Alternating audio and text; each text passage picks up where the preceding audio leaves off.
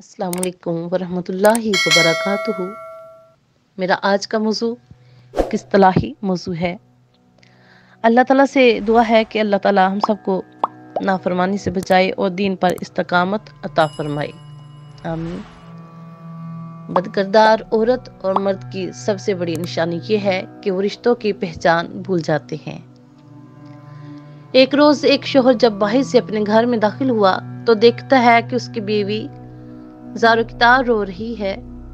रोने का जब सबब दरियाफ्त किया तो बीवी कहने लगी, हमारे घर के पेड़ पर बैठने वाले परिंदे बस औकात मुझे बिलाशरी हिजाब और बगैर पर्दे के देखते हैं, तो मुझे डर लगता है कि कहीं इसमें अल्लाह ताला की मासियत और गुनाह का इर्तिकाब ना होता हो, जिसका अगर मुझे एक दिन अल्लाह के सामने हिसाब देना पड़ गया तो मैं क्या जवाब दूंगी।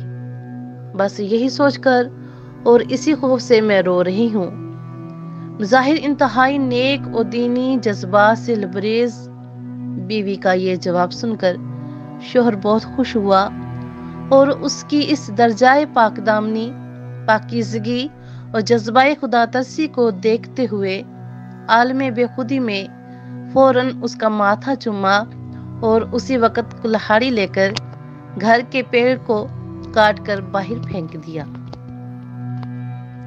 इस वाक़े के एक ही हफ्ते बाद एक रोज वो शोहर अपने काम से जल्दी फारिग होकर अपने नॉर्मल वक्त से कुछ पहले ही घर आ गया तो क्या देखता है कि उसकी वही पारसा बीवी अपने आशिक के बाहों में लिपटी हुई सो रही है। ये नाकाबिले यकीन दिलखराश मंजर देखकर उसने मजीद कुछ नहीं किया, बस घर से अपनी बाज़रूरियात का सामान लिया, अपना घर और बस्ती छोड़कर चुपके से चला गया और चलते चलते एक दूसरे शहर तक पहुंच गया जो बादशाह वक्त का अपना शहर था। वहां देखा कि मेरे शहर के महल के इर्द गिर्द काफी लोग जमा है। ये मंजर देखकर जब उसने इस भीड़ का सबब पूछा तो लोगों ने बताया कि बादशाह सलामत की तिजोरी चोरी हो गई है।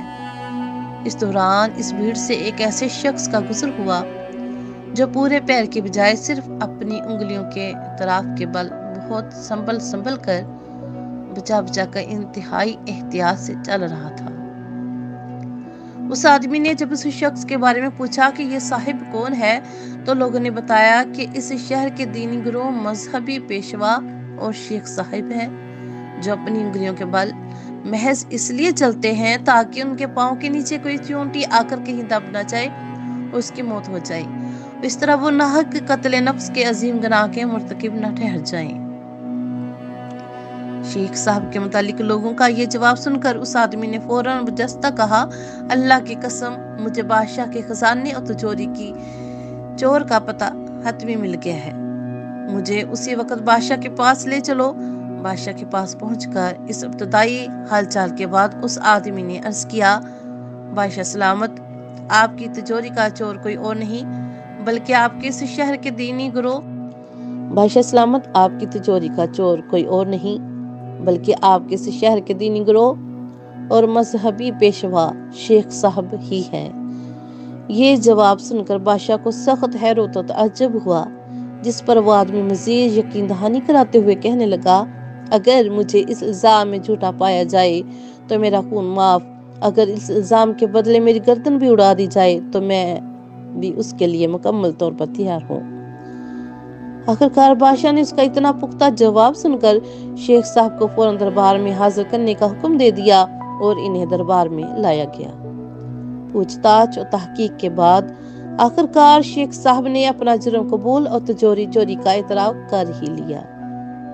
शेख के इकरार जुर्म के बाद बादशाह शख्स से कहने लगा, तुम ये बताओ कि आखिर तुमको कैसे पता चला कि चोर यही शेख साहब है, जबकि वो अपनी ज़ाहिरी शक्ल और सूरत और वज़ाक़त से इंतहाई नेक, सालिहा और पारसा दिखते हैं।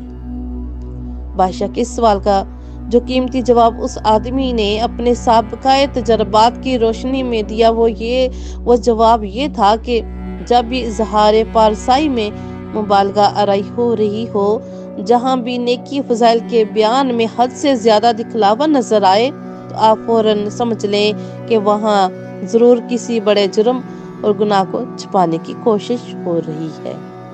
سچ ہے کہ صرف لباس پارسائی سے شرافت آ نہیں سکتی۔ شرافت نفس میں ہوگی تو انسان پارسا ہوگا۔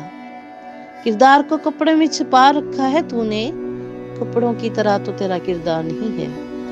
اللہ رب العزت ہم سب کو ظاہر کے ساتھ ساتھ اپنے باطن کو بھی سنوارنے کی نیک توفیق عطا فرمائے، نیز ہمیشہ سچی پارسائی اور حقیقی تقوی نصیب فرمائے، آمین یا رب العالمین۔